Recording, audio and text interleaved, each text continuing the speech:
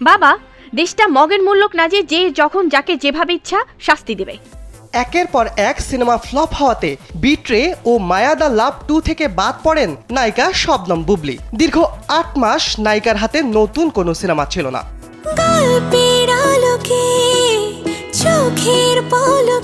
এবার প্রায় ৮ মাস পর এক আওয়ামী লীগ নেতার নতুন সিনেমাতে চুক্তিবদ্ধ হয়েছেন বুবলি। নীলটিপ নামে সিনেমাটি পরিচালনা করবেন মেহেদী হাসান। ছবিটি প্রযোজনা করেছেন ওয়ারী থানা আওয়ামী লীগের সাবেক কার্যকরী সদস্য সৈয়দ মোহাম্মদ সোহেল। এর আগে তিনি শেষবাজি সিনেমাটি প্রযোজনা করেছিলেন, তবে সিনেমাটি প্রেক্ষাগৃহে দর্শক টানতে ব্যর্থ হয়। শিগগিরই সিনেমাটির শুটিং শুরু করবেন বলে জানান পরিচালক। বর্তমানে শুটিং এর প্রস্তুতি চলছে।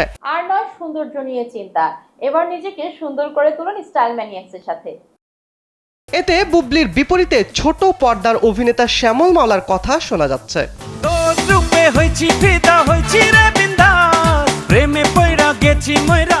নীলটিপ সিনেমায় অভিনয়ের বিষয়ে বুবলি গণমাধ্যমকে জানান, কিছু জায়গায় তার নতুন সিনেমা নীলটিপের নাম শোনা যাচ্ছে, তবে বিষয়টি সঠিক নয় বলে দাবি করেছেন নায়িকা। তিনি বলেন, আমার নতুন সিনেমার নাম এখনো ঠিক হয়নি। ১ বছর আগে আমাদের চুক্তি হয়েছে।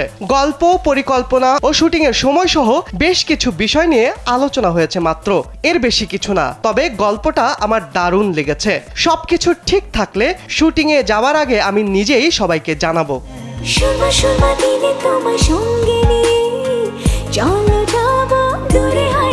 অন্যদিকে মেহেদী জানান, বুবলির সঙ্গে তাদের কথা হয়েছে। তারা নাটকের একজন অভিনেতাকে নিতে চান। এখনো চূড়ান্ত হয়নি বলে নাম প্রকাশ্যে আনছেন না তারা। তিনি বলেন, ছবিটির গল্প বুবলির ওপরই। তিনি গল্পটা বেশ পছন্দ করেছেন। দর্শকদের ভালো একটা ছবি উপহার দিতে চাই। বিনোদন ডেস্ক, কালবেলা।